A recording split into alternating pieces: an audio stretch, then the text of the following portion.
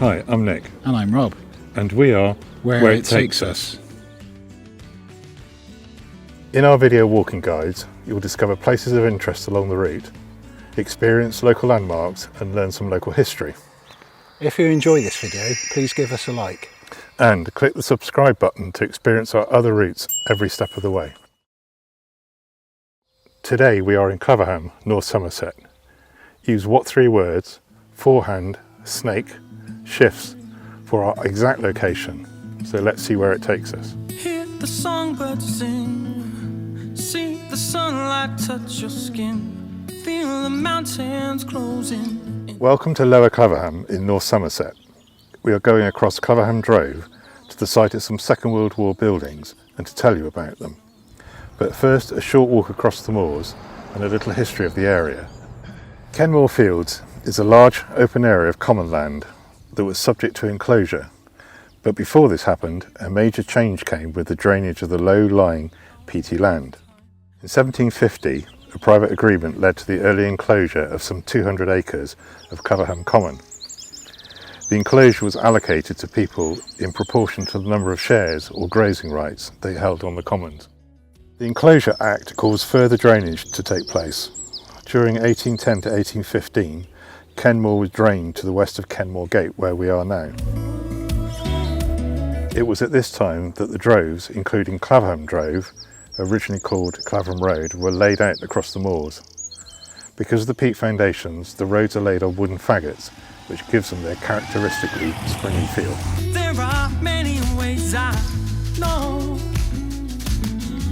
We now turn right down this path to the River Ken and follow the footpath along Knelsey Wall to where it joins the Blind Yow, which we discovered on our Clevedon Coastal Path video. And I won't ask much from you. I hope you keep me on your mind, honey. I won't waste time with endless dreaming. And if it goes too far, I won't forget how close we are. Here we are at the River Ken.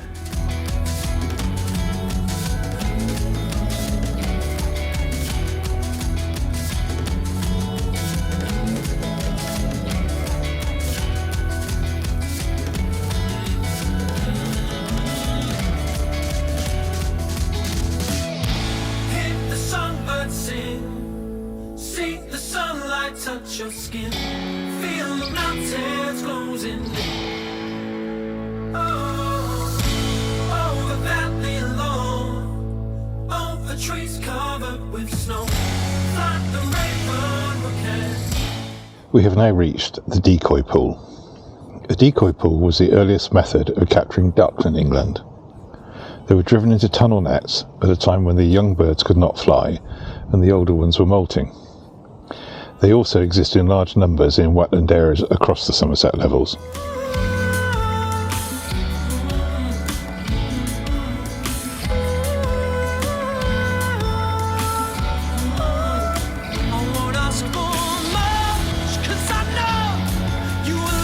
This area is known as the Knelsey Wall.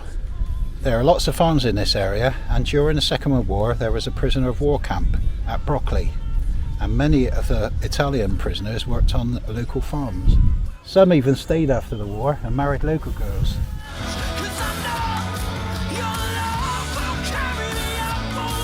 At this point we join up with the Blind Yow, which flows to the Bristol Channel. Check out our video on the Clevedon Coastal Path to find out more. I know you will always carry me.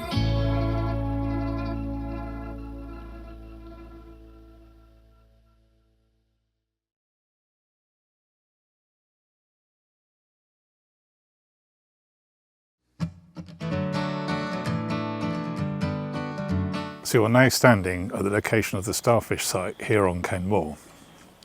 As you can see, the moors covers a very large area, from Knelsey in the north and Lower Claverham to Yatton in the south and Kenmore, and across to Cleve and Cleve Hill, which is the approach to Bristol Airport. When bombing was expected in Bristol before London, the government organised decoy fires to attract the bombers away from Bristol. This was at Wharf Farm in Kingston Seymour, Priddy, Downside and Kenmore, where we are now. Starfish is short for Night Special Fires, or QF. During a bombing raid, the Germans first dropped incendiaries on their targets before the next wave of heavy bombing. The incendiaries would be used as markers.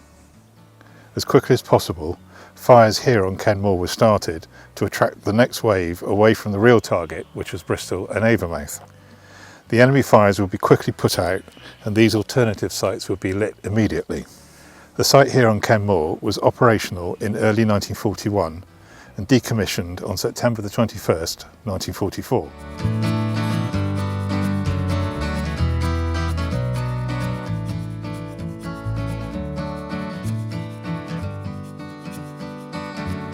Most starfish sites covered 10 to 15 acres and each fire used 25 to 30 tonnes of flammable material. There were 3 types of fire, usually 6 boiling diesel oil fires, 2 paraffin grid repeaters and 16 sawdust and scrap wood baskets. Detonation was electrically initiated after a telephone call from RAF Lulsgate, and if this failed, the fires were lit manually. The sites were built and rebuilt as necessary by William Cowlin and Son Limited. Colston Electrics did the electrics and Arthur Scull the plumbing. They were only used on cloudy nights or they would have been recognised as a fake city burning. Although the turf covering has gone, the blast shelter and generator house at Kenmore is still intact. The blast wall in front of the main entrance has been removed, but the one facing onto the QF field is in relatively good condition. The structure has 2 rooms, the first for personnel and the second for a generator. Also here you can see 2 concrete holders in the field, each consisting of small parallel walls and a longer base. The War in Ken history project has surmised that they were probably built to support baskets of wood shavings amongst other purposes.